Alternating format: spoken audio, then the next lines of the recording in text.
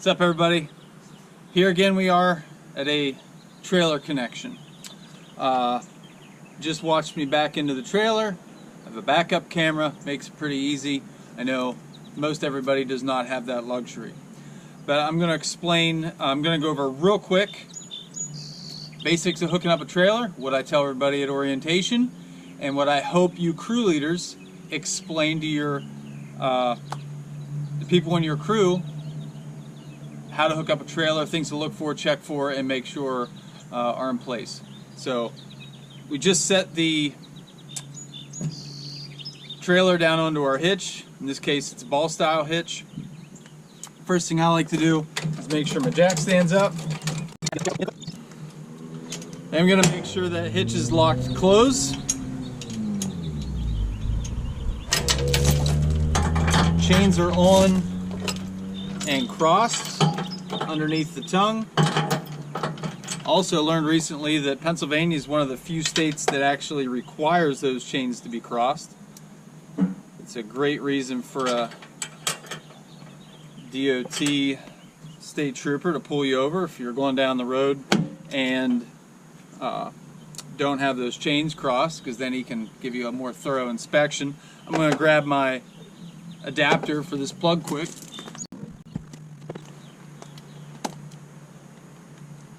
And that's it. I have, again, hitches closed and locked, chains are on and crossed, jack stands up.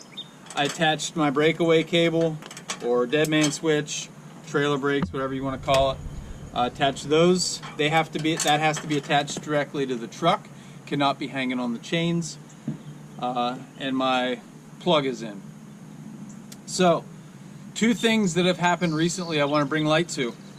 One, I did while towing the rented lift, I think about 2 months ago, and that was at some point throughout the day as I was hooking up, unhooking, I had my hitch locked open and drove from one job site to another with the hitch open. Could have been catastrophic. With a lift that heavy, well, two things. It's a heavy trailer, heavy enough that it had so much tongue weight that it didn't pop off here. But if it would have done considerable damage probably to the trailer and the truck. I was very lucky that didn't happen. Goes to show you that we all make mistakes, and it's not the first time it has happened here. It certainly wouldn't have been the first time a trailer has come off a truck. So that was one thing that happened to me recently. The other thing that happened was, and this was luckily caught by one of our mechanics that I want to bring light to, was recently somebody was leaving the yard with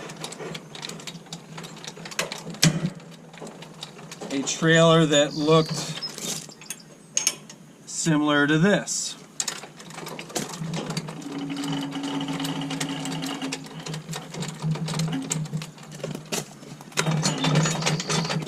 So to an untrained eye, hitches locked, closed, pins in and locked. You might see that as okay, especially in the morning, especially during low light conditions. This may be overlooked. But when you're setting that trailer down on the ball, you've got to make sure that this is unlocked. And some of our older trailers you have to hold open to let that receive the ball, but needs to be open. Can't just be sitting on top of the ball. Visually, it's very obvious, but from up top, just looking down on it, you could easily mistake it for being properly attached. So don't make that mistake. Again, probably not the first time it's been made, but our goal is to prevent loss, prevent downtime, prevent injuries, prevent equipment damage. So take these couple things to heart. Anytime you're stepping over a trailer, anytime you're cleaning up around the back of the truck, anytime you're really doing anything, when I drive past vehicles in the yard that are connected to trailers, I'm usually always looking at least to make sure nothing's hanging on the ground, chains are crossed, some of those obvious things that would signal something's not hooked up properly, or possibly cause you to get pulled over and, you know, ruin your day. So take all these things to heart, remember them, go over them, review them with your crew, and we'll do a better job at connecting to trailers.